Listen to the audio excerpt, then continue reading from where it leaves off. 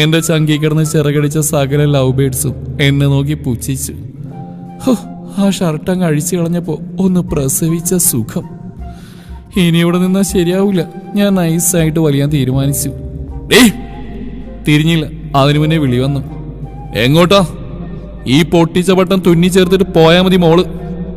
എന്റെ ഈശ്വരന്മാരെ, ഇങ്ങനെന്താ ഈ പറയുന്നത്? ഞാൻ പുള്ളിക്കാരനെ മിഴിച്ച് നോക്കി പേടിപ്പിക്കാൻ വന്ന് തുന്നിപ്പിടിപ്പിടി. എനിക്ക് തുന്നാനൊന്നും അറിയില്ല. പൊട്ടിക്കുമ്പോ ഇതൊന്നും എനിക്ക് അറിയാൻ പാടില്ലായിരുന്നോ? ഞാൻ വീട്ടിൽ കൊണ്ടുപോയി അമ്മേനെ കൊണ്ട് സ്റ്റിച്ച് ചെയ്ത് കൊണ്ടുതരാം. വേണ്ടെങ്കിലോ നീ തുന്നി തന്നാ മതി. അമ്മയല്ലല്ലോ പൊട്ടിച്ച്, നീയല്ലേ? അപ്പൊ നീ തുന്നിയാ മതി. അതിനെനിക്ക് തുന്നാൻ അറിയാനിട്ടല്ലേ?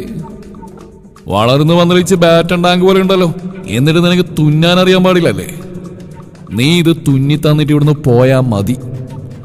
ഇങ്ങനെ രണ്ടും കൽപ്പിച്ച ഇനി രക്ഷയില്ല. അറ്റകൈ പ്രയോഗം തന്നെ വേണ്ടി വരും.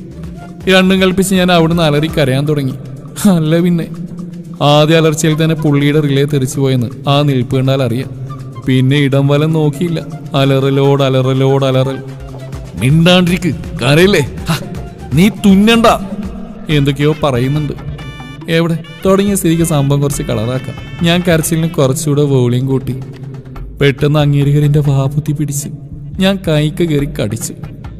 മനഃപൂർവ്വം കടിച്ചതാ. കുറച്ച് അഹങ്കാരം കൂടുതലാ പിശാചിന്. കൈ കുടഞ്ഞുകൊണ്ട് എന്നെ നോക്കി ദഹിപ്പിക്കുന്നുണ്ട്. അത് കണ്ടൊന്ന് അമാന്തിച്ചെങ്കിലും ഞാൻ പിന്നെയും കരച്ചിൽ തുടങ്ങി. അത് അങ്ങേർക്ക് അത്രയ്ക്ക് അങ്ങോട്ട് ദഹിച്ചില്ല. ഇറങ്ങി പൊടി എന്ന് പറഞ്ഞ് മുഴുവനാക്കുന്നതിന് മുമ്പ് തന്നെ ഞാൻ ചാടി പുറത്ത് കിടന്നു. ഇനി ഇവിടെ നിന്ന് അങ്ങേരെന്നെ വലിച്ചു കയറി വല്ല കുരിശിലും തറക്കും. സ്റ്റെപ്പ് ഇറങ്ങി പകുതി എത്തിയപ്പോഴേക്കും ആന്റി കയറി വരുന്ന കണ്ടു. ഞാൻ പെട്ടെന്ന് കണ്ണു തുടച്ചു. ഞാൻ ശബ്ദം കേട്ട് കയറി വരികയായിരുന്നു. എന്താ പറ്റിയത്? ഒന്നുമില്ല ആന്റി, അത് ചുമ്മാ ഞങ്ങളൊന്ന് പരിചയപ്പെട്ടതാ. പക്ഷേ പുള്ളിക്കാരി അത് വിശ്വസിച്ചാൽ മട്ടില്ല. ആന്റിയോട് യാത്ര പറഞ്ഞാൽ മെല്ലെ സ്കൂട്ടായി. എന്നാലും ഇങ്ങനെ മനുഷ്യന്മാരുണ്ടോ? മരഭൂതം. അമ്മേ, എന്റെ ടിഫിൻ ബോക്സ് എവിടെ? അത് സുമാനിയുടെ വീട്ടിലാ. അന്ന് അവർക്ക് ഭക്ഷണം കൊടുത്തു വിട്ട പാത്രത്തിലൊന്ന് നിന്റെ ടിഫിൻ ബോക്സാ. തരാൻ മറന്നതാവും. നീ അത് വാങ്ങിപ്പോര്. ടിഫിൻ വാങ്ങാൻ ചെന്നപ്പോൾ ആന്റി എന്നെ അവിടെ പിടിച്ചിരുത്തി എനിക്ക് 2 ഇലയട തിന്നാൻ തന്നു. ഞാനത് അവിടെ ഇരുന്ന് വെട്ടി വിഴുങ്ങുമ്പോഴാണ് ഒരാൾ തോർത്ത് കൊണ്ടെടുത്തുകൊണ്ട് സ്റ്റെപ്പ് ഇറങ്ങി വരുന്നു. വേറെ ആരുമല്ല, നമ്മുടെ സ്വന്തം പൂജാരിയാ. വരവീണ എൻ്റെ സകല കിളികളും കണ്ടം വഴി ഇറങ്ങി ഓടി. ഞാൻ കിളി പോയി നിൽക്കുന്ന കണ്ടപ്പോഴാണ് അങ്ങേർക്ക് സ്ഥലകാലബോധം വന്നത്. എൻ്റെ അമ്മ, ആ നിൽപ്പ് അതൊന്ന് കാണേണ്ടത് തന്നെയാ. ആ മുഖം ഒന്ന് കാണണം. വിളറി വെളുത്ത്. അങ്ങേർക്കാണെങ്കിൽ തിരിഞ്ഞ് ഓടാനും വയ്യ, അവിടെ അങ്ങനെ നിൽക്കാനും വയ്യ. ചെകുത്താനും കടലിനിടയിൽപ്പെട്ട അവസ്ഥ. ഉള്ള 2 കൈ വെച്ച് പരമാവധി ഭാഗങ്ങൾ പുള്ളി മറക്കാൻ ശ്രമിക്കുന്നുണ്ട്. എനിക്കാണെങ്കിൽ ഇത് കണ്ടിട്ട് ചിരിച്ചിട്ട് വയ്യ. ഈ ചിരി മിക്കവാറും എന്നെ കുഴിയിലോട്ട് എടുക്കാനുള്ള കുറുക്ക് വഴിയാവും. ഞാൻ തലയും താഴ്ത്തി ചിരി കടിച്ചു പിടിച്ച് നിന്നു. അപ്പോഴാണ് ആന്റി ടിഫിൻ കൊണ്ട് അങ്ങോട്ട് വന്ന്. ആന്റി പകച്ച് പണ്ടാരടങ്ങിപ്പോയി. നീ എന്താടാ ഇവിടെ? എണ്ണ. പുള്ളിക്കാരൻ വിക്കി ഒരു വിധം പറഞ്ഞൊപ്പിച്ചു. ഞാൻ ടിഫിനും വാങ്ങി യാത്ര പറഞ്ഞ് പെട്ടെന്ന് ഇറങ്ങി. വേറൊന്നിനല്ല, ഒന്ന് തലകുത്തി നിന്ന് ചിരിക്കണം. വന്നോട്ട് എന്നാ ഷോ ആയിരുന്നു. എന്തായാലും എനിക്ക് സന്തോഷമായി. ഇന്ന് 2 ദോശ കൂടുതൽ തിന്നണം. സന്തോഷം കൊണ്ടാ. അല്ലെങ്കിലും അധികം സന്തോഷം വന്ന് എനിക്ക് വിശപ്പ് കൂടുതലാ. ഞാൻ പെട്ടെന്ന് റെഡിയായിട്ട് ഇറങ്ങി. ഇന്ന് അല്ലേലേ ലേറ്റാ. അതിൻ്റെ ഇടയ്ക്ക് ബസ്സും വരുന്നില്ലല്ലോ. ബസ്സും കാത്ത് നിൽക്കുമ്പോഴാണ് നമ്മുടെ പൂജാരിയുടെ എൻട്രി. ഇന്ന് കൂടെ അച്ഛനില്ല. തല പരമാവധി താഴ്ത്തി പിടിച്ച് ഞാൻ നിൽക്കുന്ന സൈഡിലോട്ട് അറിയാതെ പോലും നോക്കാതിരിക്കാൻ കഷ്ടപ്പെട്ട് പരിശ്രമിച്ചുകൊണ്ടിരിക്കുകയാണ് പുള്ളി. ഈശ്വര, ആ തലയെങ്ങാനും ഒടിഞ്ഞു പോരോ എന്തോ. എൻ്റെ ബസ് വന്ന് ഞാൻ വേഗത്തിനകത്ത് കയറിപ്പറ്റി. പക്ഷേ മനസ്സ് മുഴുവൻ ആശാന്റെ പ്ലിങ്ങിയ മുഖമായിരുന്നു.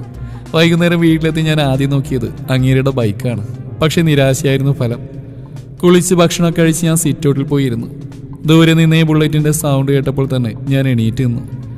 എന്നെ പുള്ളി കണ്ടു എന്ന് ഉറപ്പായപ്പോൾ ഞാൻ അകത്തേക്ക് നോക്കി കുട്ടൂസിനെ വിളിച്ചു. കുട്ടൂസേ, മോനെ എണ്ണ ഉണ്ടോടാ? എണ്ണ എന്ന് കേട്ടത് ആശം പിടിച്ചെടുത്തിയ പോലെ അവിടെ നിന്നു. എന്നിട്ട് എന്നെ ഒന്ന് തിരിഞ്ഞു നോക്കി. അപ്പൊ ഞാൻ കുറച്ചുകൂടെ ഉഷാറായി വീണ്ടും വിളിച്ച് എണ്ണ ചോദിച്ചു. എടാ പൊട്ട, എണ്ണ ചോദിച്ചു തീരുന്നതിന് മുമ്പ് തന്നെ അങ്ങേര് സ്ഥലം വിട്ടു. നടത്തു ഓട്ടം കൂടെ സമാസമം കലർത്തിയ റൈറ്റായിരുന്നു അത്. കുട്ടൂസ് കിളി പോയി നിൽക്കുന്ന കണ്ടപ്പോൾ ഞാൻ അവന് നേരെ ഒന്ന് കണ്ണടച്ച് കാണിച്ച്. രാവിലെ കോളേജിൽ പോകാൻ റെഡിയായതിനു ശേഷം ഞാൻ ആന്റിയുടെ വീട്ടിലേക്ക് വെച്ച് പിടിച്ചു. സുമാൻറ്റി. എന്താ മോള് രാവിലെ തന്നെ?